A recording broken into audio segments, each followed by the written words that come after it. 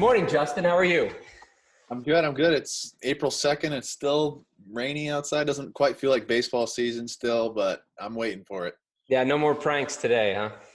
No. I saw good ones. The internet was pretty funny last night. Oh, God, people were going nuts. But anyway, so we're talking a basic warm-up for baseball players, softball players, things they can do to prepare their shoulders and their bodies to play sport. This could apply to a track athlete too, maybe a thrower who is javelin athlete or a shot put or something like that, correct?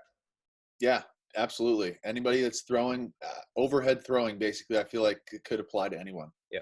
All right. So we got 5 minutes. So let's roll. We're down actually to 4 minutes and 20 seconds. So let's get through this. First step is, heart rate elevation. We both believe that getting your heart rate up and getting the blood flowing so that your tissue permeates with oxygen and blood will protect that tissue the best. We recommend probably doing that for 5 to 10 minutes to really get the blood flowing and get the oxygen out there. What do you think about that, Justin? I agree. And I think first you could even start with like a quick, jog or a quick couple of sprints, and then you can go into your normal, lunges or whatever kind of dynamic warm up that you usually do. I think that's where that term really came from, was you're not just statically stretching across, you're going to be moving dynamically. So that way, when you're trying to get your shoulder, your legs, all this stuff to the end range that you're trying to ask for in a game, that you're ready to do that. So yeah, get the tissue loose, get it going, and ready to actually warm up. So yeah, and I think a lot of people, it's kind of tough sometimes. It's cold out or whatever, but it almost a good rule is like you should be sweating a little bit before you begin your throwing or your arm warm up. Let's just say so. So what do we have for step 2? Step 2, I'm going to show a few, probably like 3 exercises you can do just to warm up real quick, and call it a shoulder opener, where it's pretty simple. You have your palms up, you bring them up to your shoulder, and then out to the side. Yep, so you're at the bottom, scoop up to the top to the shoulder, and then out. And so you can just do that for a little bit. That's really just trying to open up the shoulder, and you can get it to go as smooth, as fast as you'd like. Oh yeah, I can feel that loosening out and getting blood flowing. Yeah, and so that was the first one. That's pretty quick. And then the next one is just probably a traditional arm circle. You can go forward. You can start small. You can get big. You can get real big.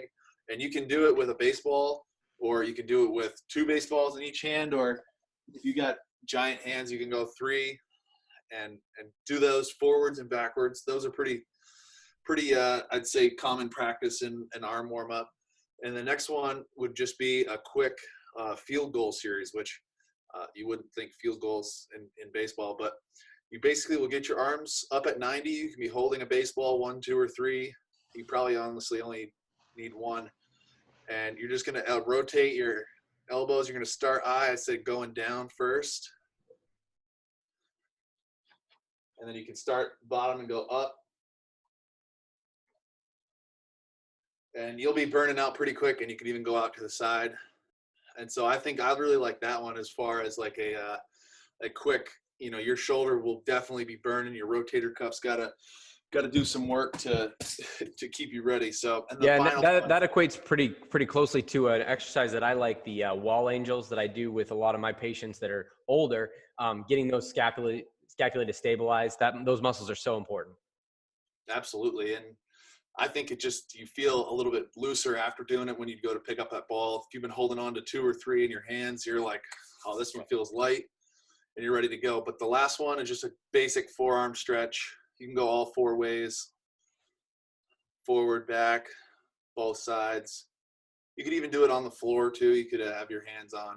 So that's my quick warm up.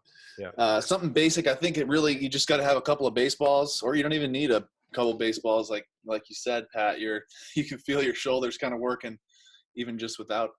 Yeah. And then, lastly, I really encourage band work. I like the resistance work. I think it's really good for the muscles and tendons to stabilize and prepare for the actual strain of the activity. We got about 20 seconds to go, but, real quick. Oh, man. But arm at 90, external rotation. Try to keep your shoulders stable when you're doing this. And then arm at 90, internal rotation. You can actually move your arm in as much as 30 degrees. Justin taught me that a few minutes ago. He learned that from a lot of his rehab. But anything you want to add, Justin? We just hit the 5-minute mark, so. No, that's probably something that anybody can do at home. It's pretty basic, pretty quick. I think most people will have the equipment to do that, even if it's a light resistance band. And really, if you want a full like baseball warm up for a day, you're going to be active, or just a little bit more to do to kind of feel ready to go, just send me an email or head over to my Facebook page, and the link that's in my bio will head you to a routine and a way to contact me. So I can definitely help in this time of no baseball. So yeah, same thing with me. If you need like an off day workout or you're dealing with an injury, reach out to us. Facebook, Instagram, whatever. We're accessible and we're happy to help. So let's just keep working, get through this together, and we'll be there on the other side. Absolutely, I agree. So as soon as this is over, I think everybody's going to be itching to get outside and play some baseball. So I'm excited. I definitely am. Talk to you later, bud.